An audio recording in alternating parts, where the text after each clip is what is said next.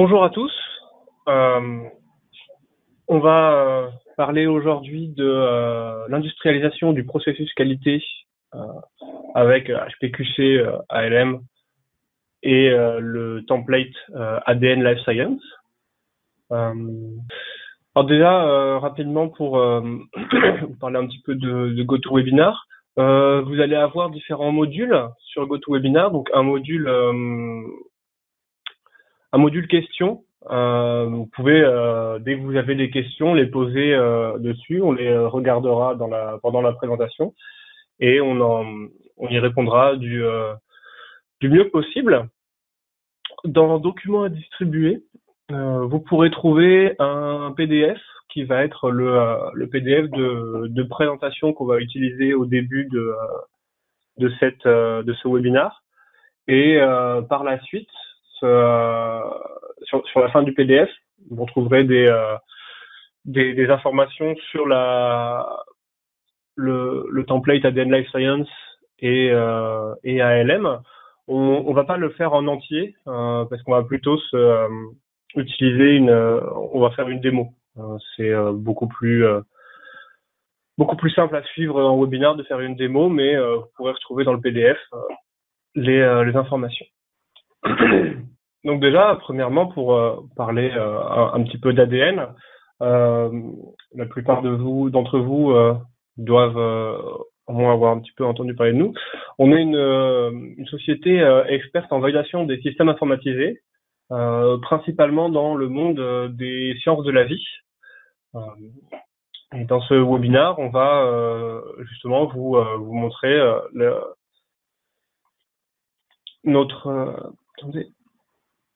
on va montrer la customisation qu'on a mis en place sur l'outil ALM afin de pouvoir l'utiliser dans les sciences de la vie. Donc ce qu'on va regarder, on va regarder une petite introduction déjà au métier de la validation, et ensuite on ira directement faire un tour dans l'outil. Où on y verra qu'on peut y gérer les exigences de test, donc les URS, nos besoins utilisateurs, les FS, toutes nos specs fonctionnels, avoir une bonne traçabilité, une analyse de risque.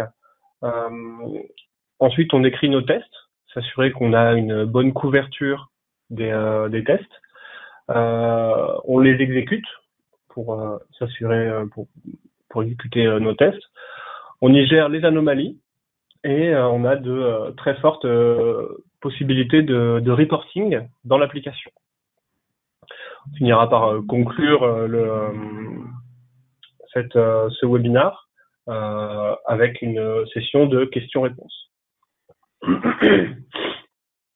Donc déjà, sans parler de processus outillés pour la validation, on connaît tous les problèmes qu'on a sur les projets logiciels, sur le projet d'implémentation, que ce soit un ERP, un ES, un LIMS, n'importe quoi. Généralement, c'est toujours en retard. On n'a pas le temps de tout faire. C'est la validation qui trinque parce que c'est le dernier en bout de liste. Donc forcément, c'est le dernier en bout de liste qui trinque. Quand il faut résoudre des anomalies, les exigences de l'IT sont la réactivité de l'IT, c'est souvent un peu compliqué. Ça se comprend, hein. C'est pas facile de comprendre justement qu'est-ce qui s'est passé et comment bien résoudre les problèmes. C'est bien pour ça qu'on utilise des solutions outillées parce que ça nous permet d'avoir une vision beaucoup plus globale, beaucoup plus simple de nos problèmes sur les projets. Ensuite, on a le problème des incidents en production. Si on n'a pas vu un incident en production en phase de projet, tout de suite, quand on arrive en production, le prix est vraiment démultiplié de tous les efforts qu'on a à faire pour corriger le problème. Donc, pour nous aider à tout ça, nous, on choisit le fait de vous proposer une solution outillée pour la validation des systèmes informatisés avec une industrialisation du process afin de pouvoir gagner en temps et en qualité sur le déploiement de vos outils métiers. Donc au quotidien, ce qu'on va pouvoir avoir sur un projet qui prend du temps, c'est on n'a pas assez de temps, comment arbitrer ce qu'on fait, ce qu'on fait pas. Si on a un outil avec les exigences qui sont bien implémentées, qui sont bien écrites dedans, on aura des niveaux de savoir qu'est-ce qui est en must-have, qu'est-ce qui est en mandatory, en nice to have. On va pouvoir faire des analyses d'impact sur les exigences pour savoir qu'est-ce que je peux enlever sans avoir et qu'il n'y aura pas trop d'impact sur d'autres exigences liées. Si j'enlève telle fonctionnalité, combien de tests ça m'enlève. Alors des problèmes dès qu'on est sur une équipe projet un peu grosse, au niveau communication, enfin voilà, si on a de la chance déjà on est sur un plateau projet, ce qui n'est pas toujours le cas. Si on n'a pas de chance, on est sur du multi-site avec des déploiements à l'international, on n'est pas tous sur les mêmes zones horaires. Là, le fait d'avoir un outil, ça change du tout au tout, puisque tout le monde parlera des mêmes objets. Par objet, je veux dire exigences, tests, anomalies, qui seront dans le même état au même moment. Ces problèmes d'incohérence, ces problèmes de communication, pardon, ça nous donne cohérence, on l'espère pas, des anomalies qu'on a mal vues ou qu'on a mal traitées, et même tout simplement un travail au jour le jour très fastidieux. On va avoir au quotidien, on va avoir du mal à formaliser nos tests sur beaucoup de projets. Et en fait, voilà, si on a du mal à formaliser nos tests, c'est parce qu'on prend pas le temps de le faire, et si on prend pas le temps de le faire, c'est parce que ça prend trop de temps de le faire. Donc, grâce à ALM, on va pouvoir faciliter cette démarche et même sur des tests non formels ou pas trop formalisés, avoir l'intérêt d'une solution de test outillée pour un coût en temps moindre. Un reporting pas à jour ou qui prend trop de temps. Le reporting, si on est sur un gros projet et qu'on n'a pas d'outils adaptés, c'est simple, on recrute une personne qui servira à faire que du reporting. C'est tout. Et elle fera rien d'autre de ses journées. Et en plus, son reporting sera jamais à jour. Donc voilà, là c'est simple. On prépare nos reportings et tout est calculé en temps réel. On a qu'à demander à l'outil, bah tiens, j'en suis à combien de tests, combien d'anomalies, combien de. Je vous montrerai tout ça. Donc l'avantage d'avoir une plateforme collaborative, c'est que tout le monde va travailler dans la même plateforme, sur le même référentiel, avec les mêmes objets. Donc on va avoir les testeurs avec nos tests manuels, les tests classiques, tous les chefs de projet qui vont pouvoir s'informer de la bonne tenue de leur projet en temps réel. MOA, MOE, ils restent pareil, ils voient les mêmes choses.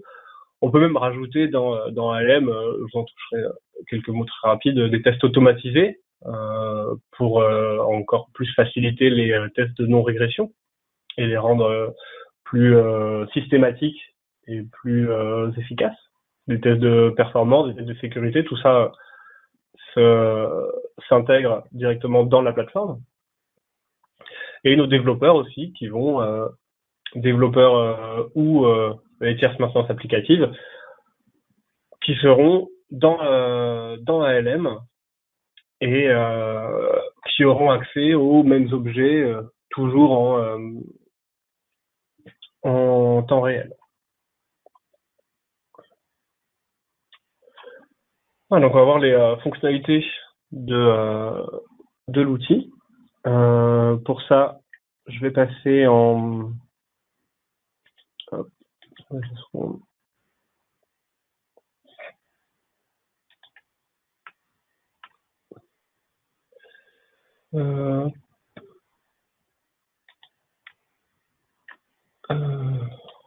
partage.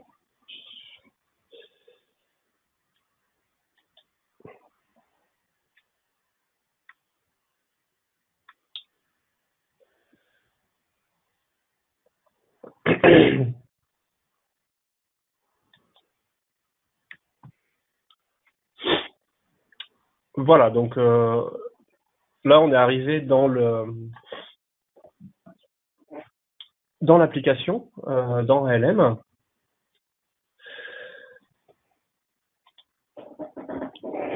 Le projet que je vais vous présenter, en fait, c'est le projet de validation de notre template. Donc notre template s'appelle ADN Life Science. C'est l'ensemble de configurations, de création de nouveaux champs et de scripts derrière qui rendent ALM utilisable par dans le monde des sciences de la vie. Parce que ALM, c'est très bien, c'est le leader du marché dans le monde du test. Par contre, tout est ouvert. C'est-à-dire que pour les exigences qu'on va voir dans le monde pharmaceutique, malheureusement, on ne peut pas utiliser ALM sans surcouche par-dessus, parce que tout va être ouvert, modifiable n'importe quand. Les exécutions peuvent être remodifiées après coup, elles sont pas figées. On va pas avoir d'export qui pourront nous sortir proprement tout ce qui a été joué. Alors c'est très bien, ça marche très bien pour de nombreux métiers. Je sais par exemple c'est beaucoup utilisé dans la banque parce qu'au niveau de la finance, eux ils veulent ne pas avoir d'anomalies, mais ils n'ont pas tout ce côté réglementaire derrière de preuves de tests à fournir. S'ils font les tests, c'est pour eux. Ben, ils utilisent ALM, ils s'assurent de toutes les fonctionnalités d'ALM, mais au niveau exigence et blocage au sein de l'application, ils s'en foutent un peu. C'est donc pour ça que nous, on a fait ce template ADN Life Science. On a donc bloqué tout ce qui devrait être bloqué de base dans ALM pour l'industrie pharmaceutique. Donc voilà, tout ce qui est modification de tests après coup. Et on a aussi rajouté des différents champs, différents types d'exigences, un workflow précis d'anomalie. Enfin bref, tout ça, donc je vais vous en parler. Donc sur ALM, on commence, on a ces 5 modules ici. Donc alors le module dashboard, on s'en servira pour faire quelques reporting Excel. Le module management, je reviendrai plus tard. Le module requirement, où on va pouvoir définir nos exigences fonctionnelles, nos besoins utilisateurs, tracer toutes les exigences et s'assurer d'avoir une bonne couverture de test. Nous, on a trié ce point-là. Oui, ce que j'allais vous dire, c'est le projet que je vais vous montrer, en fait, c'est le projet de validation du template. Puisque du coup, on valide nos développements dans ALM via un projet ALM fourni, qu'on peut vous fournir si vous faites appel à nous pour avoir ce template justement, afin d'avoir une implémentation d'ALM validée. Si ça vous va, comme ça vous pouvez stocker vos tests dans ALM et être serein en cas d'inspection, ne pas avoir voilà, vous avez couvert vos arrières, l'outil que vous utilisez pour tester a bien été validé. Alors évidemment, c'est une validation moins importante, hein. Parce que c'est un outil qui touche pas à la sécurité patient.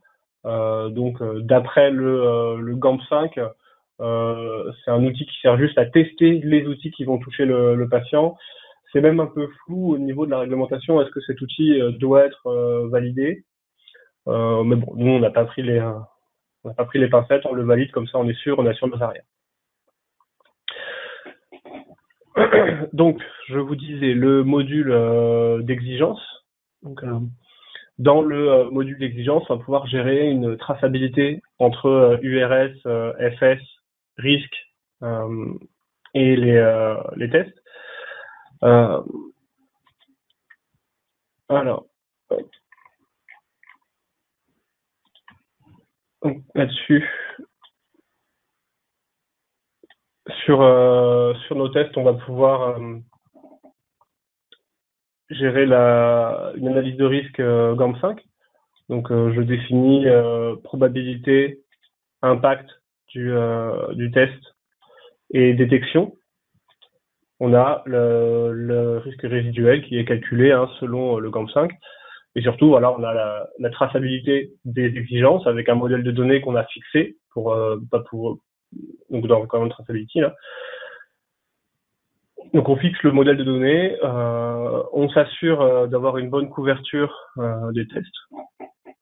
Bon, là, le projet est encore en cours, hein. Tous mes risques sont pas couverts. Mais bon, enfin c'est un projet qui vit, hein. Je suis en train de faire une nouvelle version de la customisation justement.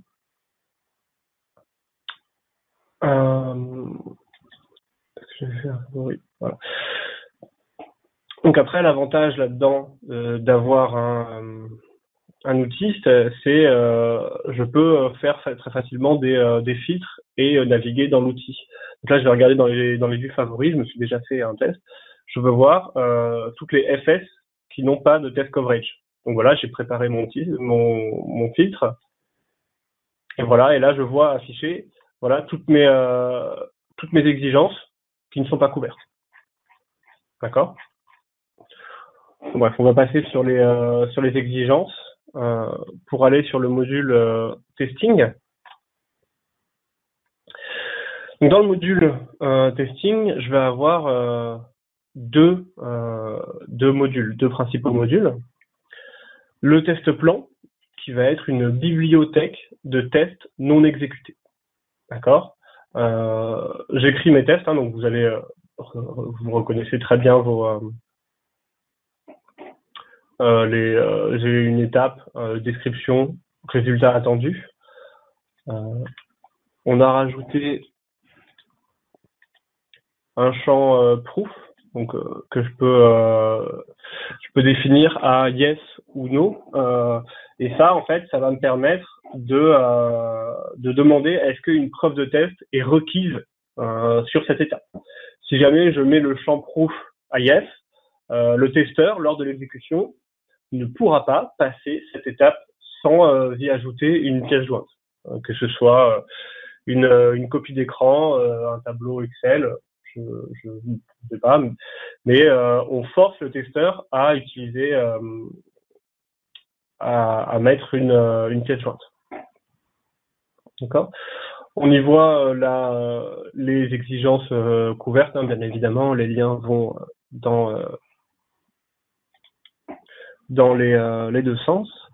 Donc je travaille sur mon test plan. Mon test plan, ici, donc dans le module testing, je vais avoir deux modules qui vont surtout m'intéresser, ça va être test plan, test lab. Le module test plan, ça va être une bibliothèque de tests non exécutés. D'accord? C'est là où je vais vraiment travailler sur tous mes... attendez.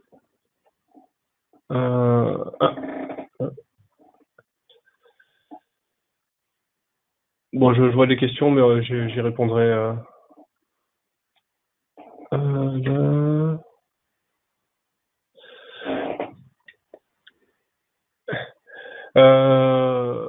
Non, je vais quand même répondre aux questions tant qu'on est dans l'outil. Donc, est-ce que le risque est lié à une URS ou une FS? Eh bien, alors, premièrement, ça dépend. Les modèles de données, ça dépend de ce qu'on voit chez les clients. Généralement, chaque client a un modèle particulier. Donc, nous, sur le template, on a fait le choix de vous laisser la possibilité de fixer le modèle de données. C'est-à-dire que c'est à vous de choisir. Est-ce que je veux que mes risques soient liés à des FS ou à des URS? Donc c'est à vous de choisir votre modèle de données. Par contre, une fois que vous l'avez fixé, les utilisateurs ne peuvent pas faire autrement, ne peuvent pas faire un mauvais modèle de données. Nous, ce qu'on recommande, ça va être un modèle de données plus linéaire, qui va être les FS sont liés aux URS, les risques sont liés aux FS, et on va couvrir les FS et les risques par des tests. Après, ça se discute et on n'est pas fermé à ça, mais nous c'est le modèle qu'on recommande.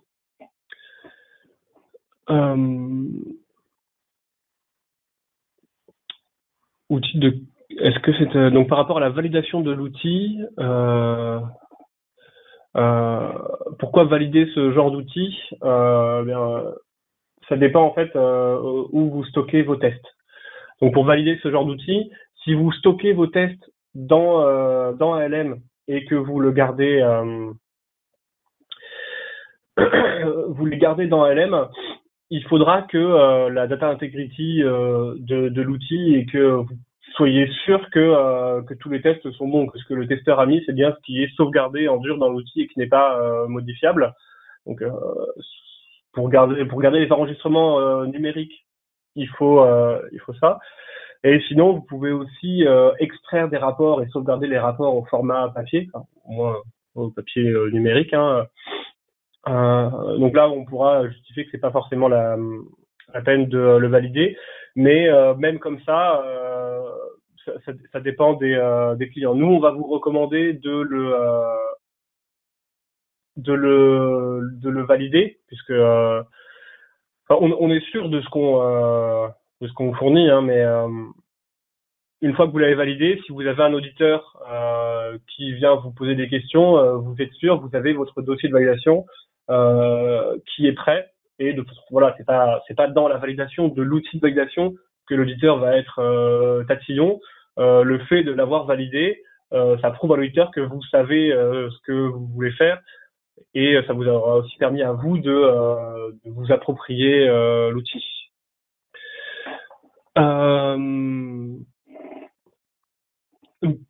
Par rapport à la propriété du système, oui, c'est vrai, je voulais en parler au début, mais j'ai oublié. Excusez-moi. Donc, petit point sur les noms. Donc là, ce qu'on voit, nous, c'est donc on est en version 12.21 de l'outil sur cette plateforme. La dernière qui est sortie, c'est la 12.55. Donc on voit HP Application Lifecycle Management. D'accord. Application Lifecycle Management, c'est le nouveau nom de HPQC pour Quality Center. Grosso modo, entre Quality Center et ALM, si vous n'avez qu'une chose à retenir, c'est que c'est la même chose. Vous avez les mêmes fonctionnalités en tant qu'utilisateur de base. C'est la même chose pour vous entre Application Lifecycle Management et Quality Center. Donc en plus, généralement, même quand vous avez une version Quality Center, c'est écrit Application Lifecycle Management. C'est juste un truc interne que faisait HP. Et tant qu'à parler d'HP, justement, HP Software s'est fait racheter par Micro Focus. Donc, désormais, c'est plus HP ALM, ça va être Micro Focus ALM. C'est juste un changement de propriétaire, parce que c'est les mêmes équipes de développement, les mêmes équipes de support qui gèrent l'outil. Pour l'instant, en tout cas, c'est encore assez récent. Ça s'est fait surtout en septembre, je crois, le changement. Donc voilà, ça change pas grand chose pour vous, si ce n'est que pour l'instant là c'est écrit HP ALM. Sur la prochaine version, je pense qu'il sortira après la 12.55, ça sera Micro Focus ALM. Avec là, on verra les changements qui sont proposés par Micro Focus.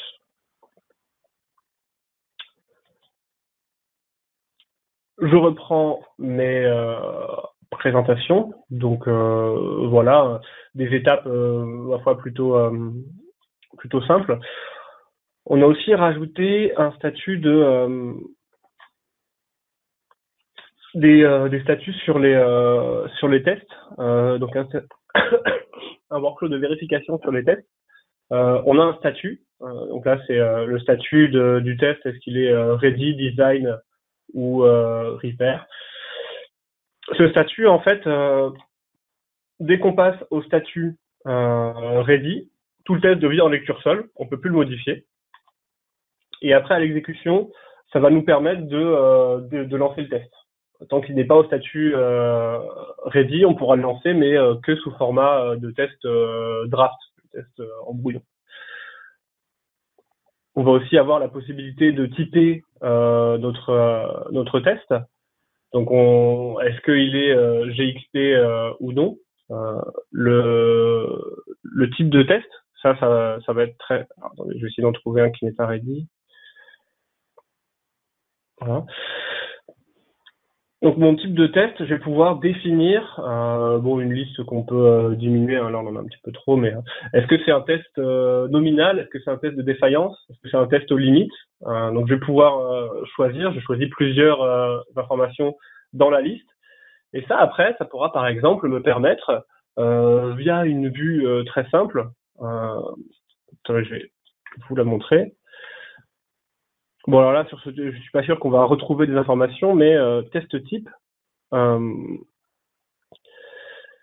vais faire ce qu'on appelle un cross-filter. Donc un cross-filter, je vais aller chercher, filtrer par rapport à des exigences liées, par rapport à des champs d'exigences liés.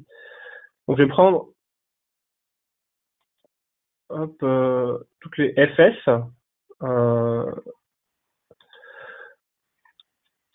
On va prendre le customization. Donc le customization level sur une FS, c'est configurer, customiser ou standard. Customiser, ça va être des développements. Donc je veux dire que toutes les FS qui sont de type développement, donc c'est les plus risqués. Et là, test type, ce que je vais faire, c'est not failing. Voilà. Donc voilà, hein, vous avez vu, bon, il faut connaître un petit peu l'outil, mais c'est pas très compliqué de faire des filtres. Et surtout qu'une fois que j'ai fait ce filtre-là, je peux le sauvegarder en favori. Donc là, très rapidement, j'ai fait un filtre. Tout ça, ce sont des tests qui sont liés à des FS de type développement et qui n'ont pas de test de défaillance, qui ne sont pas des tests de défaillance. Du coup, justement, sur une FS de type développement, je voudrais avoir que des tests de défaillance. Je sors une métrique de ça et avant d'envoyer mon appli en test, les personnes, le chef de projet ou la qualité peut très facilement vérifier. Ah bah non, là il me manque des tests, il faut des tests de défaillance sur tous les risques qui sont de niveau 3. Il faut des tests aux limites sur tous les risques de niveau 3 associés à une FS de type développement. Le fait d'industrialiser votre process de test comme ça vous permet d'avoir toutes ces informations-là en plus.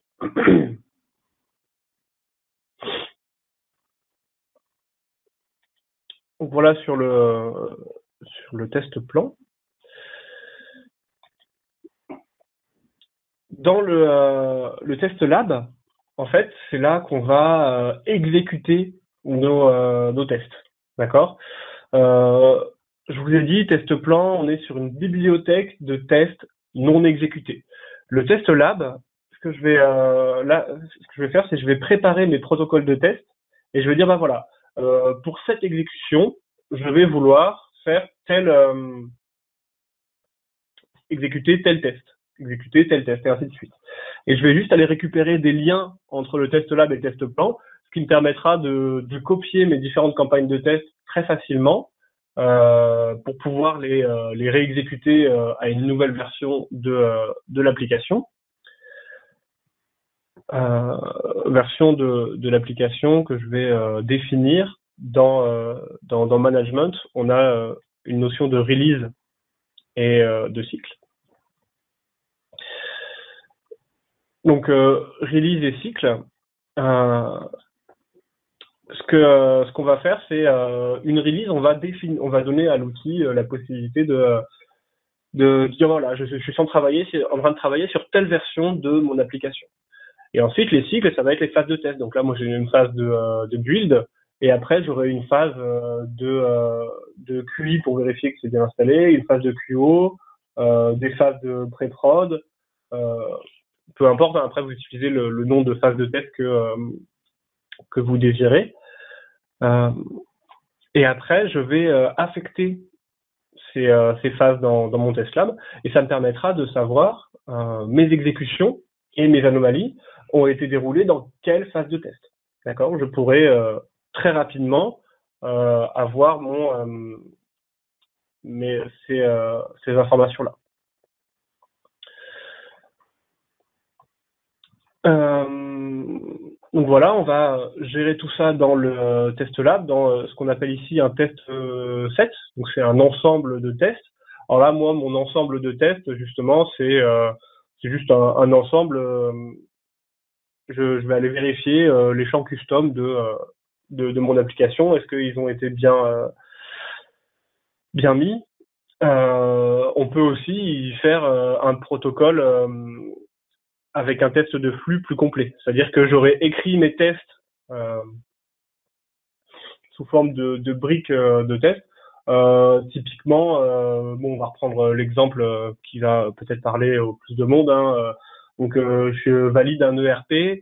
Moi, j'ai pris le chef du secteur, donc c'est SAP. On parle par transaction. Je vais faire une brique de test par transaction.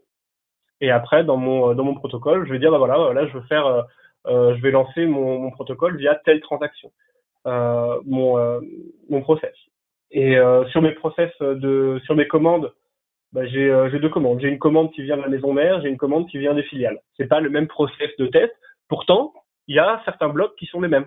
Et ben, ça tombe bien, je peux réutiliser les mêmes tests sur différents protocoles. Ça me permet d'écrire moins de tests. Et quand je vais devoir les modifier après, je peux les modifier. J'en modifie un, forcément, toute la chaîne ensuite est modifiée. La chaîne a exécuté, hein. Bien sûr, ce qui a été exécuté avant, ça reste tel que ça l'était après si on modifie, hein, évidemment.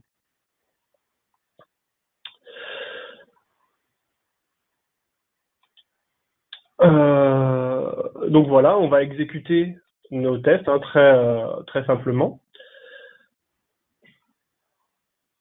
Alors, au niveau de l'exécution des tests, hop, des protocoles et rapports dans un format Word, like avec.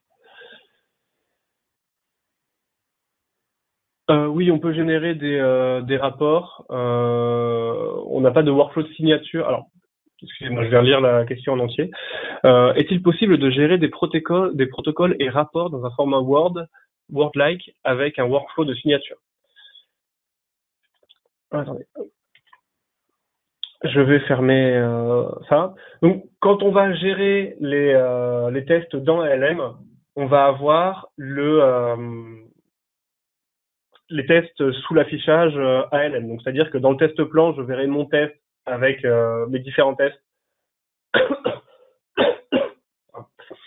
avec mes étapes. Quand je suis dans le test lab, je verrai mon test set avec mes tests et je vais gérer mes exécutions. Par contre, on a créé des rapports de test que je vous montrerai juste après l'exécution là sur un autre projet. Où là on sort un document Word complètement avec donc on le sort avant et après exécution. Hein. Donc, quand j'exécute mon test, j'arrive dans la fenêtre Manual Runner, donc je retrouve mes informations. D'accord. Ici, j'ai ma petite step proof là. Si jamais il était à yes, j'aurais pas pu passer l'étape sans ajouter une pièce jointe. Euh,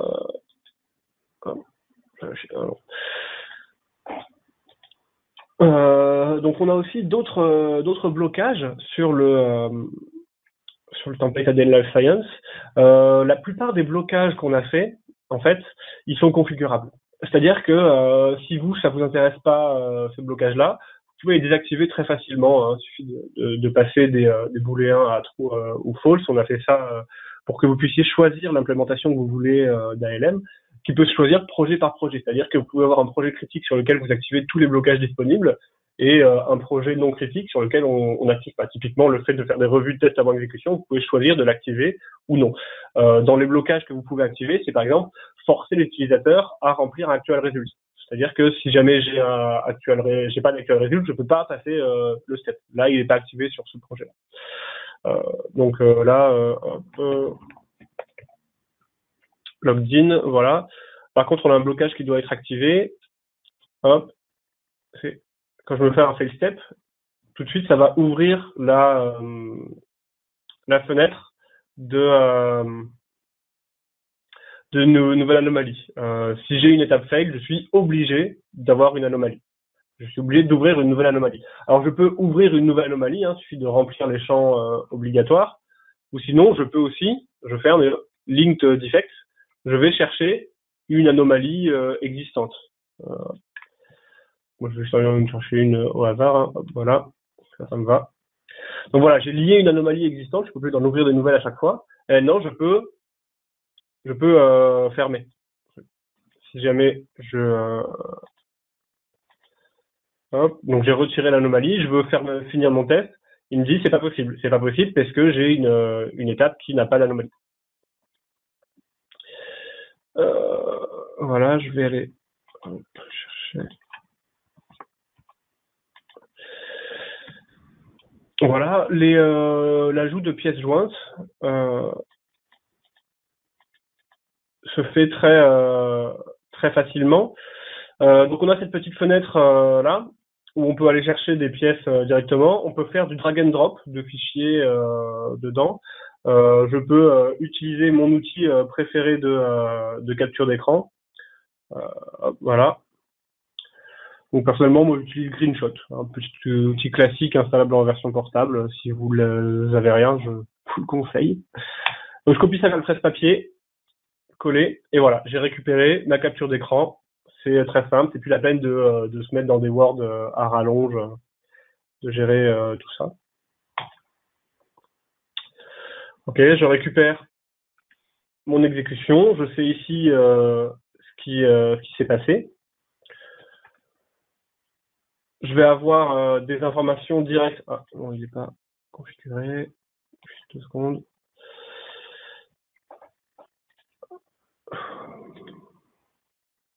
Je vais avoir juste ici directement des informations pour voir par rapport à tous les tests qui sont en dessous du dossier où j'en suis au niveau de mon exécution. D'accord.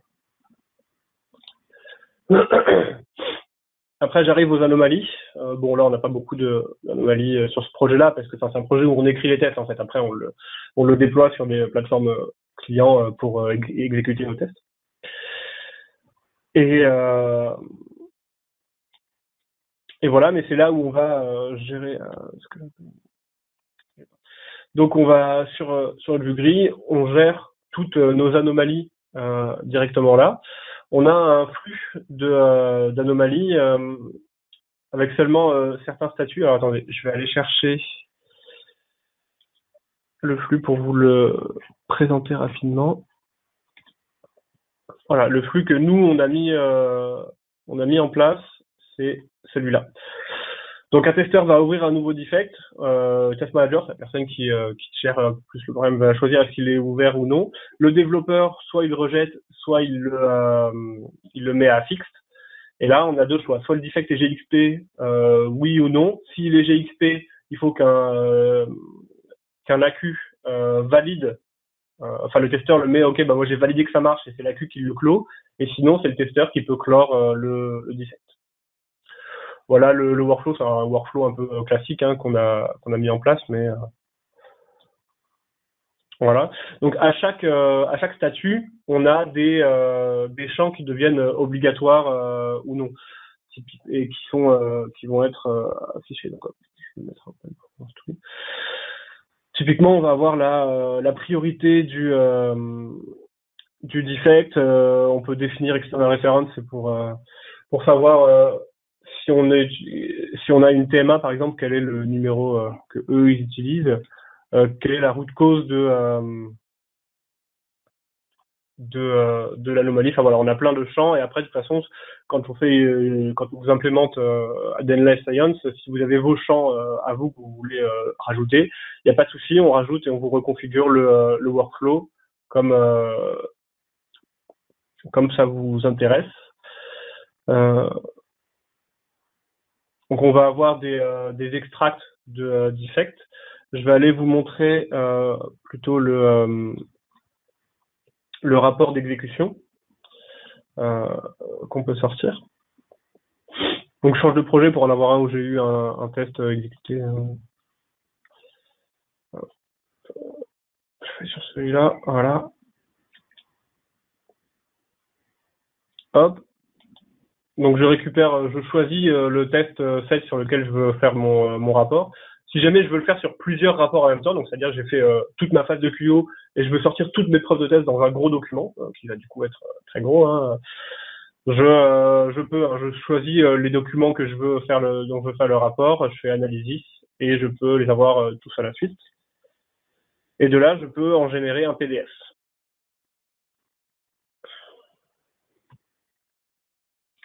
Hop, donc mon PDF avec plusieurs infos. Bah, j'ai mon logo, j'étais sur quel test set, le nombre de non-conformités qui sont dans le test set. Je vais avoir des informations sur le test, qui a validé le test, qui a récupéré, qui a créé le test, les descriptions. Et ensuite, je vois sur chaque étape mes trucs de test, hein, l'étape, le testeur, description, résultat attendu, résultat réel, les pièces jointes ou les non-conformités qui ont été créées. Là, je ne sais pas si j'ai une non-conformité ou pas sur celui-là. Non, j'ai pas de non-conformité sur celui-là. Enfin voilà, je précise mes actuels résultats. Et dans mon rapport, je vois les pièces jointes. Donc c'est une image qui s'affiche. Si c'est un texte ou un Excel, on a le nom avec un lien cliquable pour l'ouvrir dans LM. Voilà. Et on peut sortir ce rapport-là non exécuté. C'est-à-dire que si jamais, justement, comme vous demandiez, un, un document Word à signer pour gérer les protocoles de test, on peut sortir ce Word-là et le mettre ensuite dans un workflow de signature dans une GED pour dire bah voilà, il a été signé avant l'exécution, voilà ce que je vais exécuter. C'est voilà. Et après, on peut dans l'outil fixer via un process de baseline en fait, fixer l'exécution qu'on va utiliser. Par exemple, ne pas prendre la dernière version d'un test pour prendre juste la version qui nous intéresse. Donc on peut sortir en non exécuté, le signer à la main en papier dans une GED, on bloque les tests et là on exécute ce qui a été signé au format papier. On peut mettre une signature électronique dans LM. Elle n'est pas implémentée dans notre template là. On l'a sur un autre template. En fait, on a un template signature électronique. Mais du coup, si vous voulez ADN Life Science avec la signature électronique, on pourra vous faire un merge des deux templates pour euh, pour avoir tout ça. Je vais retourner. Je voulais vous montrer aussi dans les différents extracts qu'on peut faire, les extracts Excel qui sont selon moi très c'est celui-là qui sont seulement vraiment très intéressants. Alors là, celui que je vais vous montrer, c'est une matrice de traçabilité. On peut en sortir qui donnent juste des tests. Par exemple, typiquement pour faire des revues de tests, je sors un fichier Excel avec toutes les étapes, et les pièces jointes et les anomalies. Et du coup, je peux très facilement dans Excel m'assurer que j'ai bien une pièce jointe à chaque étape qui demande une pièce jointe, j'ai bien un defect à chaque étape fail, j'ai pas d'étapes qui n'ont pas été remplies. Bon, enfin, c'est ces trois trucs-là qu'on veut vérifier, justement, on a mis des blocages pour être sûr qu'on n'ait pas le problème. Mais enfin voilà, on peut sortir des rapports dans Excel et ensuite faire l'analyse dans Excel pour voir très rapidement ce qu'on peut voir. Je prends les questions. Le plan d'action associé à un defect est-il géré? Oui, oui. Enfin, c'est un champ dans le defect. En fait, on a un champ avec texte, avec affichage de texte, et du coup, on indique ce qu'on veut dedans. Hein. L'attaque ADN Life Science est utilisable pour les différentes phases de qualification. Quid des phases de tests préliminaires de type fournisseur, intégrateur, recette, maturité. Un autre modèle de données est à prévoir des filières. Alors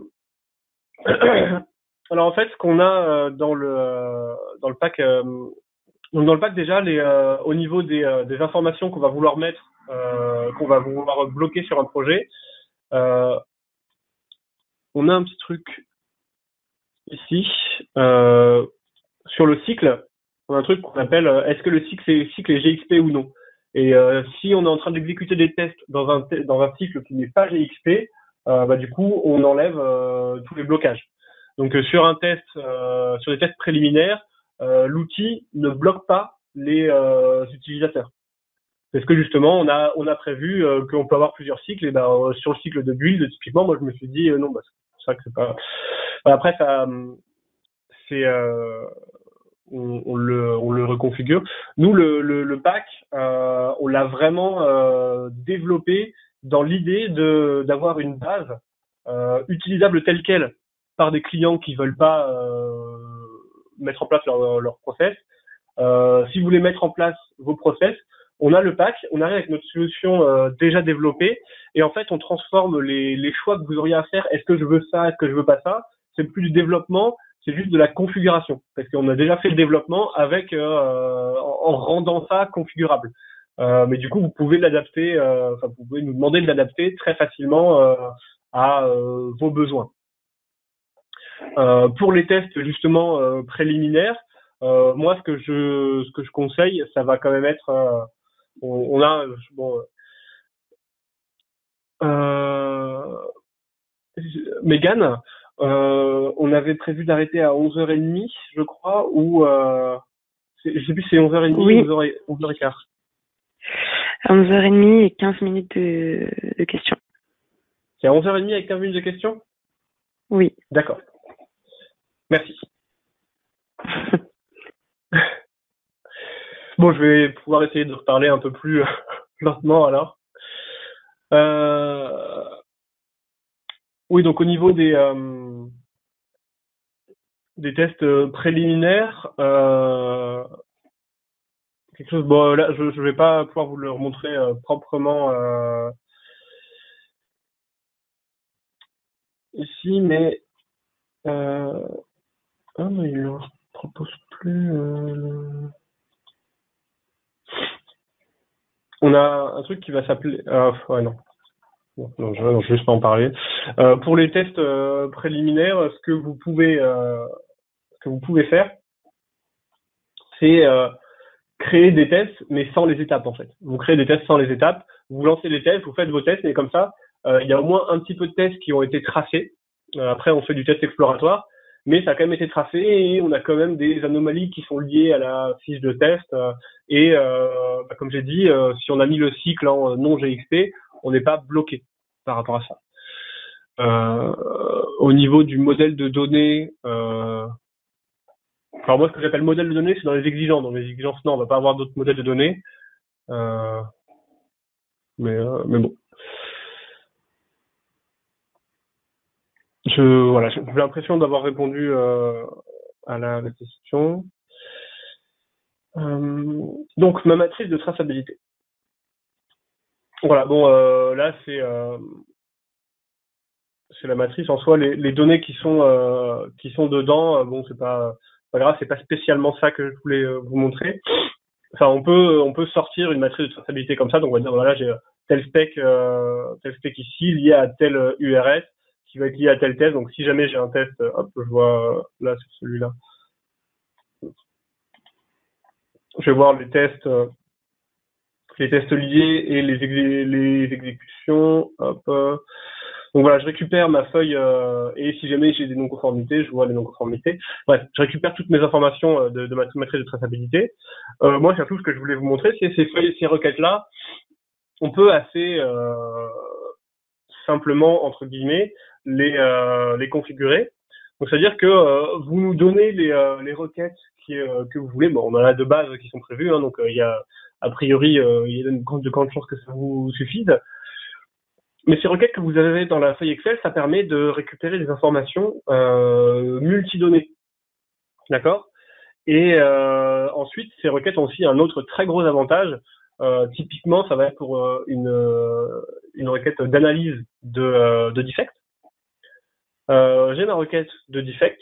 Je lui ai dit seulement les 30 premières lignes. Et là, je peux cocher du coup ce truc auto-refresh.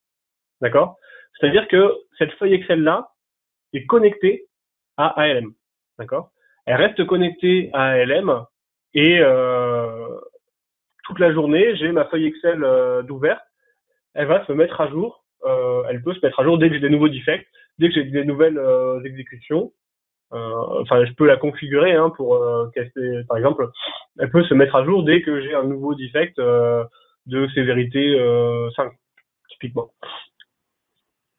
Et après, enfin voilà, je suis dans Excel, donc je peux même faire refaire de la retouche de données directement dans cette feuille qui va s'afficher.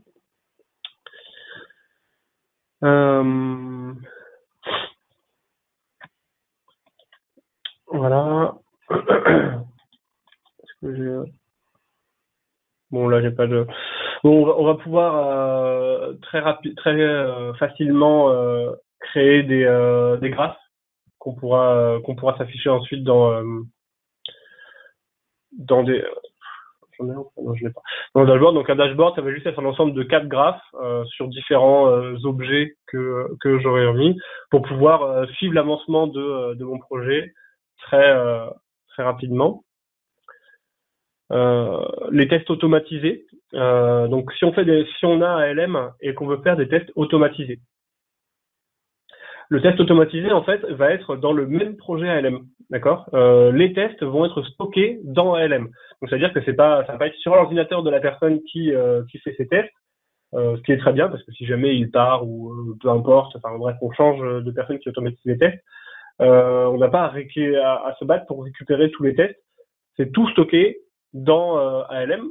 Et en fait, ça va être un test comme ici, dans un test set, sauf que au lieu d'être type manuel, ça va être type quick test. C'est-à-dire que je peux avoir pour m'assurer d'une bonne couverture de mon projet, un mix entre des tests manuels et des tests automatisés. Et je peux avoir sur mon cycle de MRT certains tests donc de tests de non-régression, certains tests qui vont être automatiques, certains tests qui vont être manuels. Et ils vont apparaître tous au même endroit dans ALM. Voilà, on a des informations, on va pouvoir très facilement naviguer dans l'outil. Donc là, je suis sur mon test, donc c'est mon test exécuté. Je peux voir les anomalies qui sont liées. Je vais faire un clic droit, go to test in test plan. Hop. Puis juste faut que je change mon filtre et j'arrive sur mon test. Je suis sur mon test, ça tombe bien, je peux toujours voir toutes les anomalies qui vont être liées à une exécution de ce test-là. Je veux aller voir l'exigence, je clique, je peux aller voir l'exigence. Je vais vous reparler 5 minutes, c'est très bien, c'est tout le temps qu'il va me falloir pour vous parler de tests avec paramètres.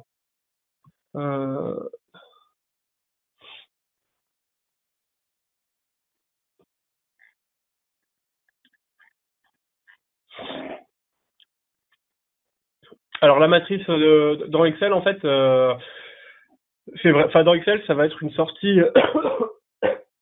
C'est la sortie d'une requête SQL. Les données sont dans l'application. Dans l'application, on ne pourra pas les afficher sous forme de matrice comme ça. Dans l'application, ce qu'on pourra faire très facilement, c'est montrer toutes les exigences qui n'ont pas de traçabilité. D'accord? Donc quand on va travailler sur la traçabilité des exigences, on pourra très facilement dire voilà, là il y a un trou dans la matrice, là il y a un trou dans la matrice, là il y a un trou dans la matrice. Ça on pourra très facilement le faire. Juste, je rembobine parce que je pense que j'ai pas bien lu la question. J'ai répondu sans le lire. Donc, quelle est la valeur d'une matrice de traçabilité exportée dans Excel où les données sont modifiables versus les données de l'appli HPQC validées? Est-ce que cette matrice ne peut pas être complètement intégrée, non modifiable dans l'appli? Alors, les données ne sont pas modifiables. Enfin, les données, une fois que je peux dire mon exigence est terminée, elle est validée. Et du coup, c'est en lecture seule, je peux plus la modifier. Je peux plus modifier les liens de traçabilité. Par contre, on pourra pas l'afficher sous format Excel, sous format tableau. On pourra mettre une pièce jointe d'un extract qu'on a fait à un moment où on disait bon bah ça me va. On pourra pas l'afficher au format tableau. On pourra juste la réextraire pour prouver que ce qu'on veut c'est toujours là, c'est toujours bon. Et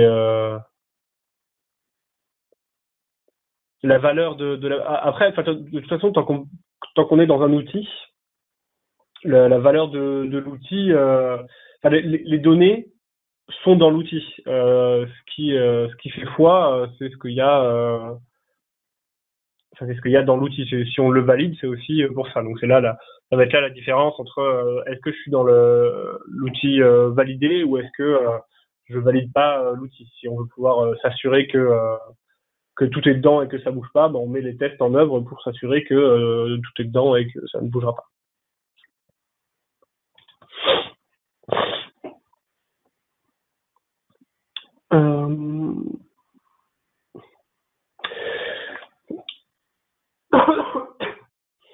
Voilà, donc je vais reparler très rapidement des configurations de tests et des tests avec paramètres. Alors un test avec paramètres, en fait, typiquement là, ce que je voulais faire sur ce test-là, le test que je vois, c'est vérifier que les champs custom de l'application sont bien en place. Donc pour ça, on a dans le test, on a une feuille Excel où on dit bah voilà, vérifie que les champs sont bien de telle manière-là. Et en fait, je vais avoir, il y a plusieurs entités. Il faut que je vérifie ça pour les exigences, il faut que je vérifie ça pour les tests, il faut que je vérifie ça pour les defects. D'accord? À chaque fois, ça va être le même test. Je me login et je vérifie avec mon exigence différente. Ben, ce que j'ai fait, moi, c'est que j'ai fait un paramètre que j'ai appelé entity type. D'accord? Et ensuite, j'ai créé des configurations. Donc, dans mes configurations, j'ai configuré le test, defect, run, instance, voilà. Et à chaque fois, je donne une valeur différente à mon paramètre. Et ça me permet d'avoir à l'exécution, pour le testeur, le testeur, il évoque du feu, lui. Le testeur, à la place de entity type, là, il a écrit requirement, test, exigence, ainsi de suite. Et moi, par contre, j'ai écrit qu'un seul test. Voilà, j'ai écrit 2 étapes. J'ai ensuite juste dupliqué ça en cliquant sur le plus. Je donne ma valeur. Et quand je veux tester, j'arrive et c'est bon. Ça marche aussi très bien, par exemple, pour tester si on a accès ou non accès. Quand on veut écrire des tests d'accès, généralement, voilà, c'est assez chiant à écrire et à exécuter. Bon, c'est toujours chiant à exécuter, mais au moins à l'écriture, on s'approche. Nous, ce qu'on a fait, c'est quand on est connecté avec le rôle en paramètre, on peut ou ne peut pas créer un nouveau defect. D'accord? Et quand je vais voir là, par exemple, quand je suis avec le rôle test designer, le rôle test designer, il peut pas. Et là, quand je vais exécuter mon test, ici, ça sera bien logué avec le rôle test designer.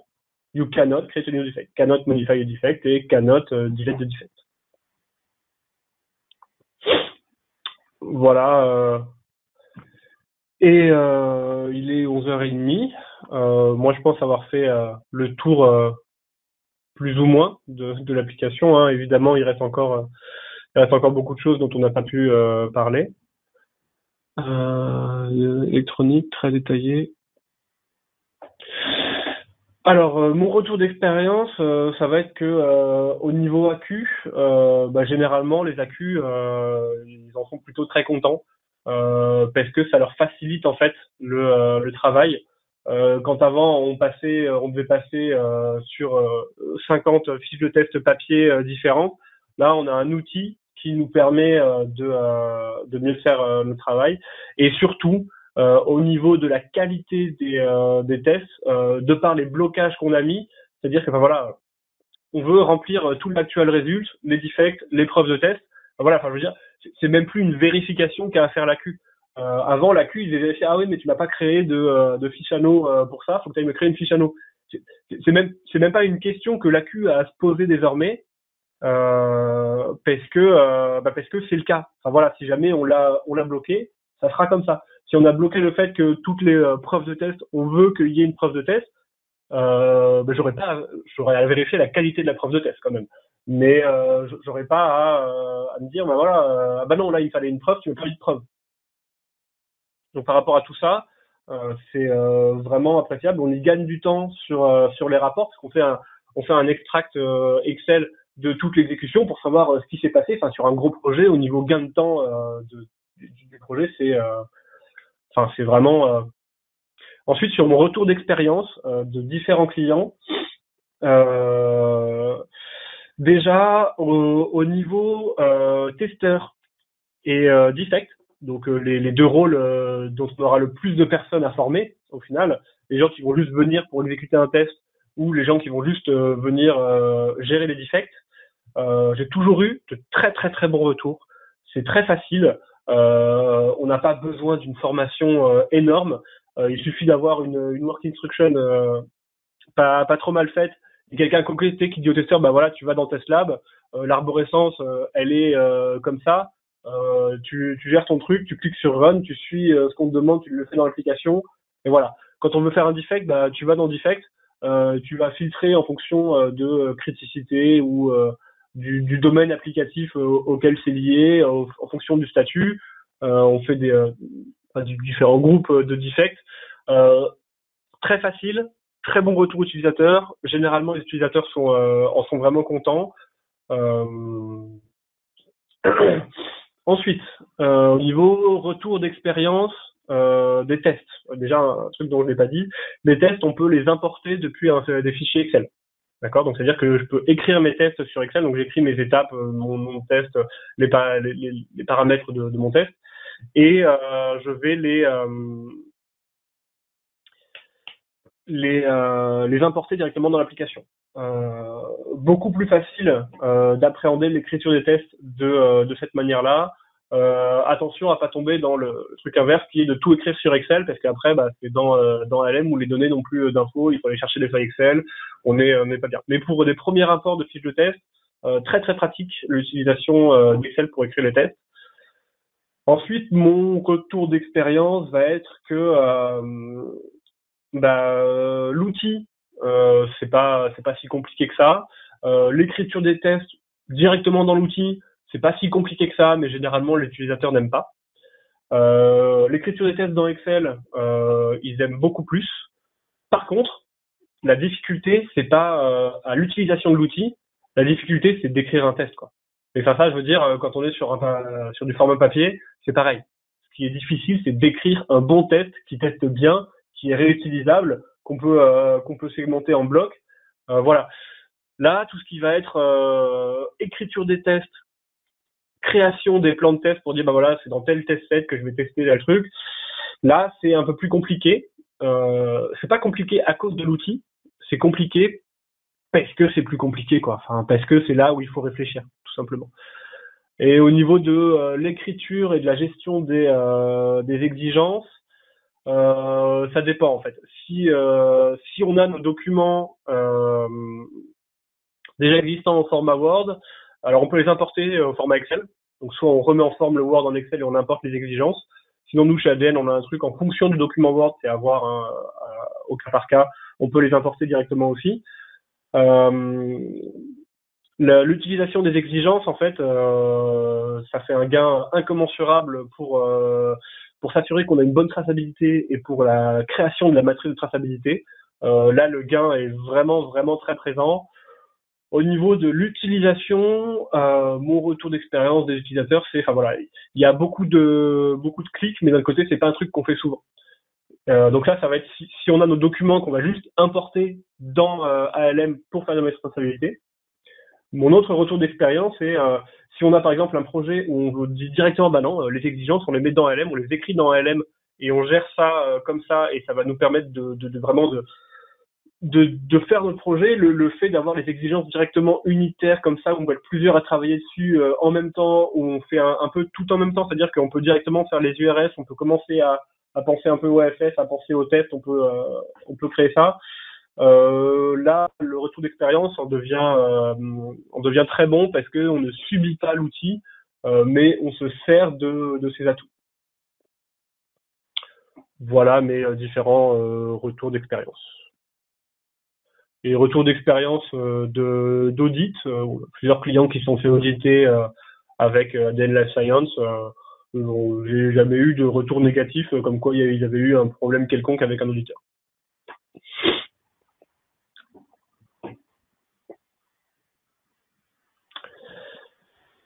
Est-ce que vous avez d'autres questions?